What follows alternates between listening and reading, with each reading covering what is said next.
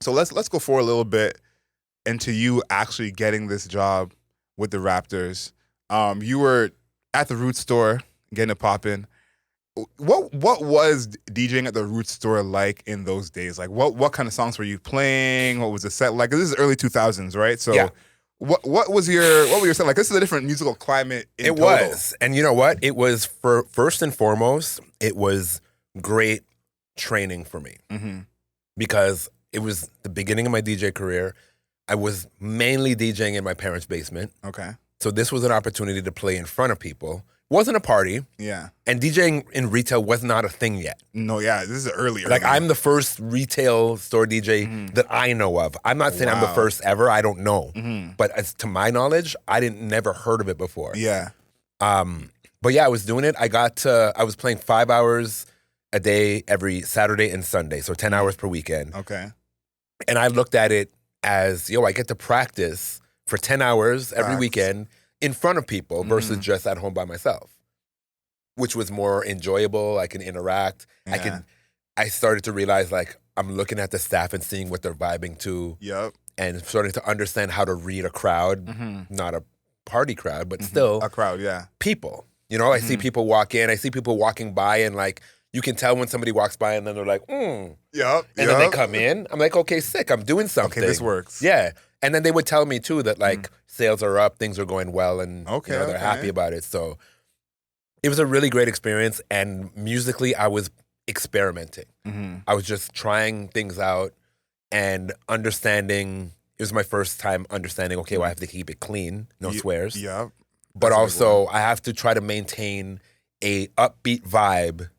I can't literally just play whatever I want. I have to. There are parameters, like in a tempo, yeah. Yeah, in like what we're trying to do here, and it was really, really helpful. But I would say I was mostly playing like oldies and like R&B and reggae and soca, and like mixing it up just because that's who I am as a person. Yeah. But also like with a vibe in mind. Yeah. So it was really, really good training to understand, number one, how to curate a specific vibe, but also how to read reactions of people and further react to that. Like, oh, you're feeling that? Let me go more in that direction. Or I was going to do this, but I see this going on, so let me switch gears. Yes. Like, I learned a lot of that there before I really got experience in the clubs. Yeah, you got kind of like your early 10,000 hours. Yeah. Oh, yeah. Yeah. Absolutely.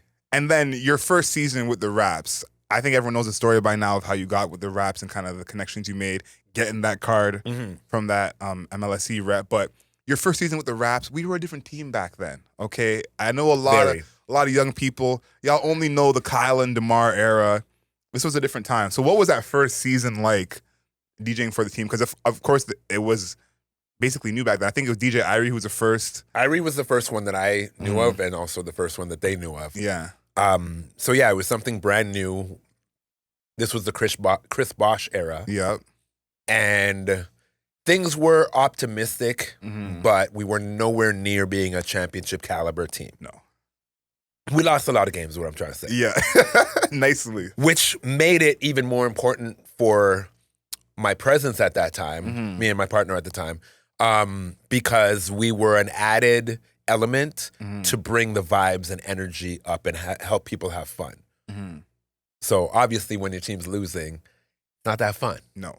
But when there's things going on and it's a good show and there's ways for people to have a great time and leave having had a good experience despite the fact that the team did not win. And we had to figure that out because we'd not done it before.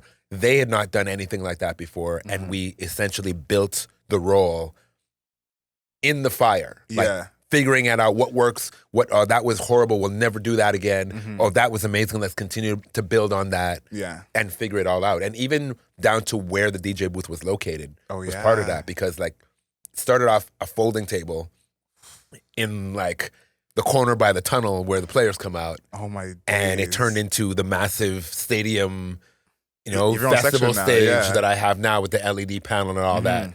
It was a process.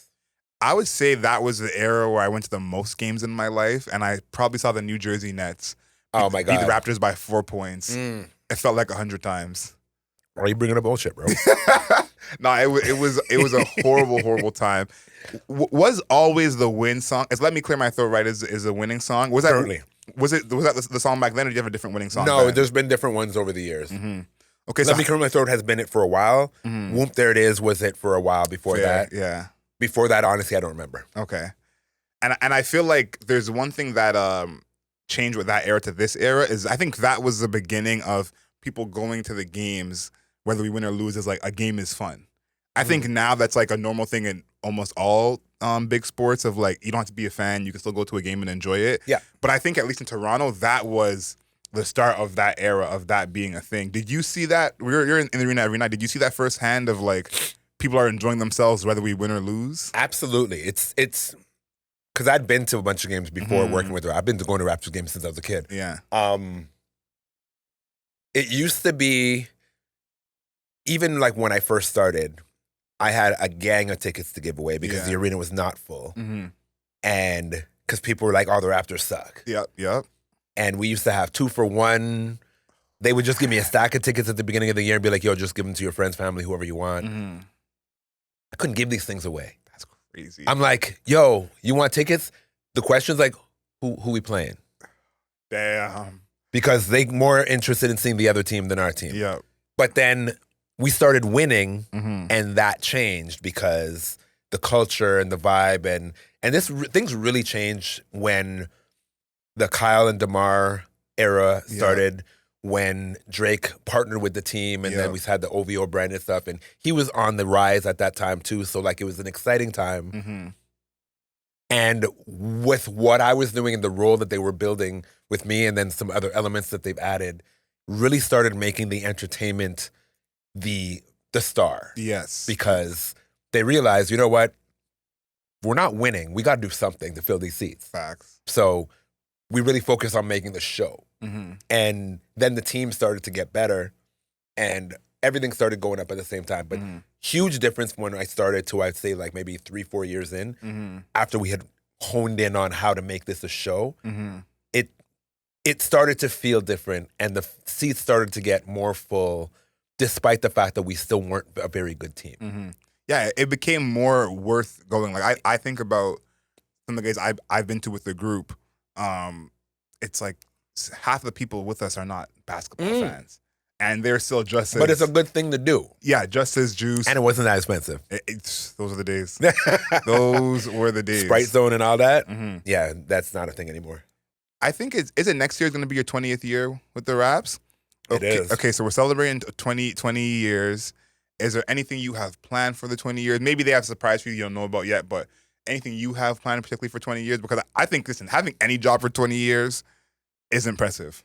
Putting it in perspective like that, absolutely. Yeah. And still liking it. Yeah, facts. Being happy about being there for 20 years. Yeah, I have some stuff planned. We're working out some stuff to make it an occasion. It's also going to be the Raptors' 30-year anniversary. Oh, yeah, that coincides, yeah. Yeah. Damn, 30 years. 30 years since we've had an NBA franchise. There are grown-ass people that don't know that we didn't always have an NBA team. Crazy. Me and my cousin talking about this yesterday. We were watching a game and talking about the commentators for the Raptors, and I said, I think people forget that when the Raptors came here, they had to explain basketball to people. Like, think about the first couple of years of the commentating. Like, if you hear those games now, you hear them explaining this is intentional foul. So basic. And it's like, I'm sure many teams didn't have to go through that because they either have a college team already there or they have a basketball history. Where in Toronto, our history has mainly been hockey. And yes, of course, we have college university sports, but not on that level. Not on that level. And so it's like, this is such a rare thing where we have a pro team explaining to their fans what the sport even is. Yeah. So yeah, it's crazy to see where we've come. Crazy to see where we've come. It's a staple now. Everybody knows. Especially after winning the chip. Like, we got so many bandwagon additions. So many people that were not into basketball at all got into basketball during that 2019 run and now are still at least casual fans. Yeah. I want to talk quickly about that run. Of course, congratulations on your championship. Thank you. But my favorite thing about that championship was the streets. And Me too. And Me too. I try and explain it because I have a friend from the UK who he became a fan like when Kawhi was here. And he was actually here for the championship. He went back. Nice. But he was up at whatever time watching all the games, seeing all the wins. I would try and FaceTime him, show him the streets. And something people don't understand is the streets would fill after every win. Every day. Like, basically, and after losses, too. And this is when I knew it was about to be game over, I think it was the Bucks series. We lost either game 1 or game 2. And we watched it at the Joey's on Young and Dundas over there. And we paid for our bill. We saw the Bucks. Okay, pay for our bill quick. Let's get out of here. The game is not done yet. There's probably still a minute left in the game. The streets are already full. And we've lost. Yeah. And I said, okay. People are still outside. I'm like, hey, y'all are for real. Yeah. So talk about that, because that must be such a great experience to be in the arena for some of these games and then go outside and see this madness. It was awesome. I tell people all the time, it's like what we would do, we would enjoy the game, and then we go outside till whatever hour. Yep. It was like Carabana 3 times a week Literally. for 2 months. That's a good one.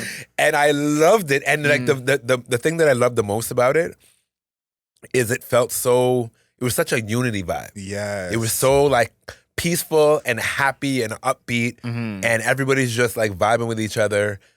Zero hostility. Yep. And it's rare to see that many people together outside in a big city like Toronto with that kind of energy so consistently. Yeah, for months. Like, it was the only other experience I've had like that in my life was the Vancouver Olympics in 2010. Yes. That was the first time I experienced, I was like, yo, there's people from all over the world here. The streets are jammed every day. Yep. And everybody's so happy. And like, it felt like there was no racism. Right? For that time, yeah. For that time. It felt like everybody was like, we're just one. We're together. And it's a vibe. And I'm like, yo, imagine it could just be like this. Imagine it could just be like this. Like, we don't have to be in the streets like this every day. But imagine the vibe, the sentiment could be like this. So like, yo, hey, you're a human, I'm a human. We're good. Wicked. Yeah. Because you're right. It was such a big unity vibe during that run. And I think that there was this, I think there was kind of almost a bigger Toronto pride than had ever been before. And By the way, am I breaking a record right now? Big time. big time. I don't know if that's good or bad. I'm like halfway through my questions, and this guy is. Show the camera quickly. Yeah. Boxed off. Yeah, a menace, an absolute menace. Psychopath. Yeah, yeah, a big time record. Multi-talented, we'll call it. Multi-talented. But to see the unity we had in Toronto at that time, we've never seen anything like that. No. And then let's go to the parade, because the parade is a day that I will never ever Where ever were you? forget. I walked the whole thing. I started where it started and stayed with them. Really? To the whole. Okay, Oh yeah. all right. I was not playing. What were you doing? I was DJing at City Hall. Oh, so you were at the end. I was at the end the whole day. I was there from morning. So how was that? Because I think we, like the group I was with, us following it, we didn't realize that, like, behind schedule and all the video stuff, we didn't see all those memes until afterwards. You're just jamming in the mix. No, I was supposed to DJ for 2 hours. Like the parade was supposed to be 2 hours. They start at the CNE and reach in 2 hours and then do the thing, and then that would be it. But I ended up spinning for like 6 hours because the buses couldn't get through the massive amounts of people. That was crazy. And it was like super hot. There were people overheating. I had to they asked me to stop the music a couple times because people were like jamming too hard and like they were like, it was like a Michael Jackson concert, bro. They were pulling people out, throwing water in. No, for it real. was crazy. No, it was wild. And I worked at a radio station at the time. I think I was the music director there. And I'd worked that day. But through the whole playoffs, everyone knew how big a fan I was. And it was kind of like anytime there was a game, it was like Adriel may or may not leave. It's like he's supposed to close the station, but he just may or may not. We may need to figure out something else. So the day of the parade, it was definitely like, I don't know who went to work that day. It was call-in day of the century. Yes. And I actually still ended up going to work. I was not crispy, not my best work, but you made it. Something compelled me. I was like, you know what? Let's go in. Okay. Let's go in. But I just love how it was just known. It was like, listen, Adriel has a good chance of not. He may not even call us. He might just not be here, and we're cool with it. And you know where he is, and it's fine. Yeah, exactly. Everything is fine. Exactly. Now that was a huge moment. I think that's something I'll never forget because it really was Carabana on steroids. in terms of the streets being filled. And I thought about this since the pandemic because, that's like when you watch those videos now of the parade, it's a whole different experience. It's surreal. Because the pandemic has just had us, like, I think we're closer to normal now, of course, but just being that many people that close. Yo, did you ever see the contrasting photos of the parade route during the pandemic versus during the parade day? No, it's probably crazy. It looks like night and day. It looks like post-apocalyptic. I can imagine. It's wild.